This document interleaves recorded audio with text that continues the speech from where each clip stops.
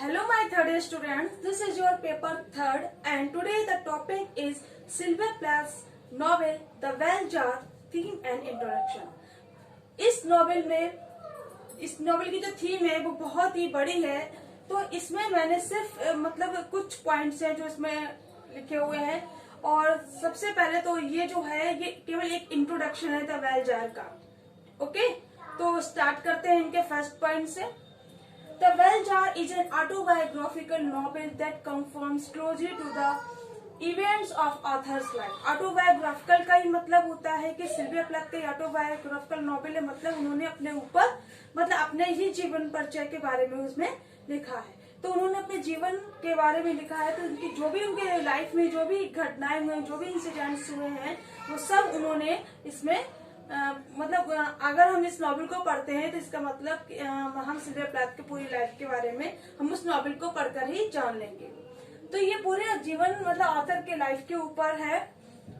The well jar is an inverted, अभी the well jar है क्या, क्यों उन्होंने ये टाइटल रखा? तो the well jar is an inverted glass jar.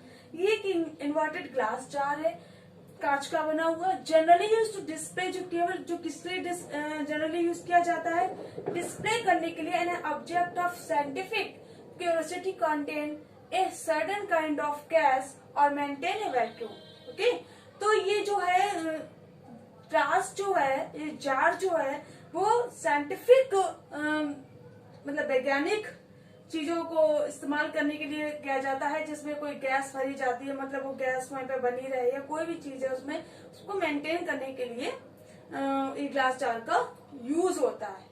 तो इसी को उन्होंने द वेल जार, जार जो है वो ये इसी टाइप का कि जैसे उनका जीवन जो है वो एक ग्लास में बन के रह गया है, वो एक मतलब अपनी जिंदगी नहीं जी रहा है, वो एक फोर्सफुल मतलब दूसरों के इच्छाओं के ऊपर आश्रित है कि दूसरा क्या मेरे लिए चाहता है, मुझे उसे पूरा करना है। उनकी अपने लाइफ का कोई भी इम्पोर्टेंस नहीं होता। तो द वेल जार का मतलब कहीं ना कहीं सिल्विया प्लैथ का यहीं से है। The well jar tells the story of A young woman. तो द वेल जार स्टोरी है वो एक यंग वुमन की है। यंग वुमन जो हीरोइन है इस नॉवेल की, उसका नाम है ईस्थर, और ईस्थर जो है वो किसका रूप है? सिल्विया प्लैथ का।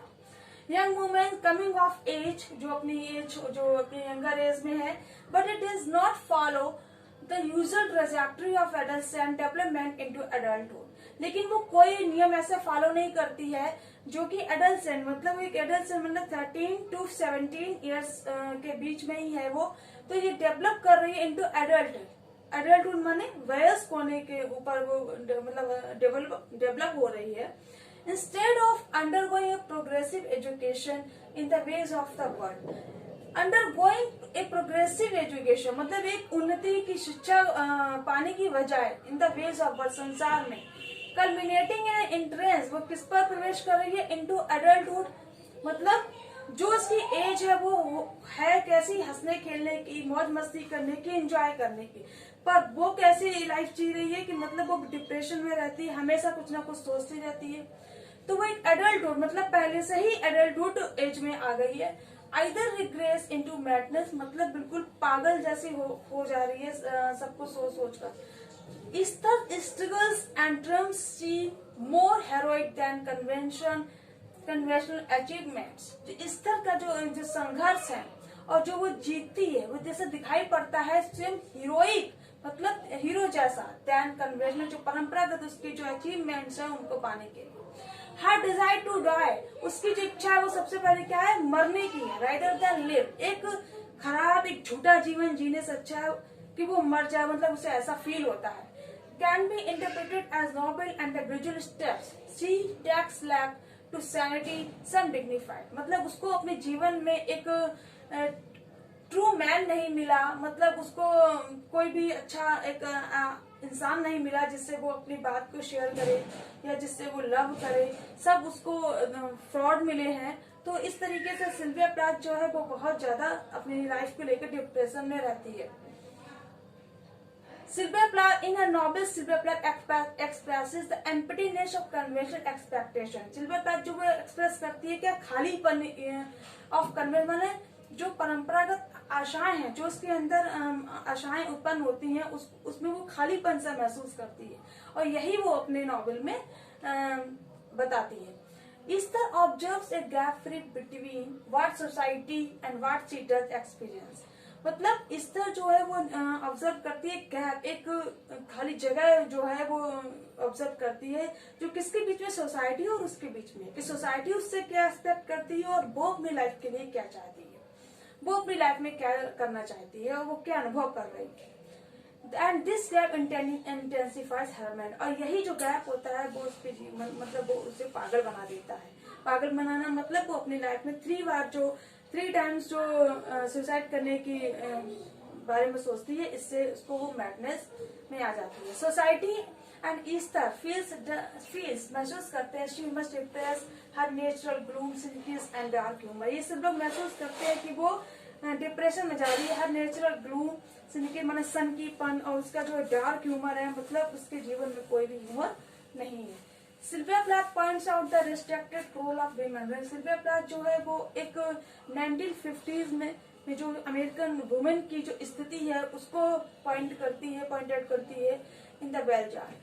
Esther's sense of alienation from the world around her comes from the expectation. Easter का जो सेंस ऑफ एलिनेशन माने वो हमेशा अपने जीवन में अकेलापन महसूस करती है। Alienation from the world around, मतलब पूरे संसार में वो अपने आप को अकेलापन महसूस करती है। Her comes from the expectation placed upon her as a young woman living in 1950s America. जी 1950s अमेरिका में जो ये औरतें, जो यंग वुमेन है जो रहती है, इनका जो स्थान है, इन सबको वो मतलब अलग से महसूस करती है, वो अपने आप को एलिनेटेड पाती है।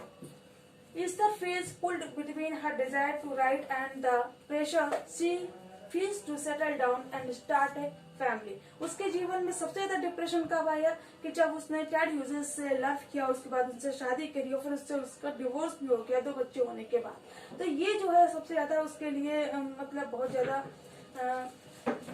सैड फीलिंग थी, और किसी को वो टॉलरेट नहीं कर पाई और उसने सुसाइड लास्ट टाइम कर लिया। The Bell Jar takes a critical views of the medical profession. तो बेल जार है सबसे ज्यादा क्रिटिकल व्यूज किसके, मेडिकल प्रोफेशन, मतलब सिल्विया प्लाथ जो है या ईस्टर जो है वो क्या है, मेडिकल, मतलब उनकी जो दवाइयां हैं वो चलती रहती हैं। इन पर्टिकुलर साइकेटेरिक मेडिसिन, तो इनकी साइकेटेरिक मेडिसिन है वो हमेशा चलती रहती है। This critique begins with Esther's visit to Buddy's medical school. ये जो आलोचना है वो शुरू होती है ईस्टर की जो विजिट है बड़ी क्या मेडिकल स्कूल से। There Esther revolt by the arrogance of the doctors. वहीं पर जो ईस्टर जो है वो कष्ट सहती है और डॉक्टर का जो एरोगेंस है उसके द्वारा, एंड देयर लैक ऑफ, और उनके अंदर अपने लिए सिंपैथी की कमी को देखती है। For the pain suffered by woman in labour. जब एक औरत किसी कष्ट में होती है और उसको कोई जो डॉक्टर है या कोई भी व्यक्ति है उसको नहीं महसूस करता, उसके लिए सिंपैथी नहीं रखता है, तो इस चीज को वो महसूस करती है, इससे वो बहुत और ज्यादा इरिटेट हो जाती है और एरोगेंस से भर जाती है, और तभी वो जो 3rd टाइम जो सुसाइड करने की कोशिश करती है उसमें वो बच नहीं पाती है और वो मर जाती है। ठीक है, तो 31 ईयर्स ओल्ड की थी सिल्विया प्लाथ जब वो सुसाइड कर लेती हैं, और इसी 31 ईयर्स के बीच में इन्होंने अपने मतलब ये फेमस नॉवेलिस्ट बनी, अमेरिकन पोइट बनी, इन्होंने बहुत ज्यादा नाम कमाया अपनी लाइफ में, और उनकी लाइफ जो थी वो डिप्रेशन से भरी हुई थी। तो ये जो है द बेल जार का एक छोटा सा इंट्रोडक्शन है, पूरी स्टोरी नहीं है इसमें कि उनके साथ कभी क्या हुआ, लेकिन एक इंट्रोडक्शन है कि हाँ ये जो स्टोरी है वो किसके ऊपर है, क्या कहानी इस पर दी गई। ओके।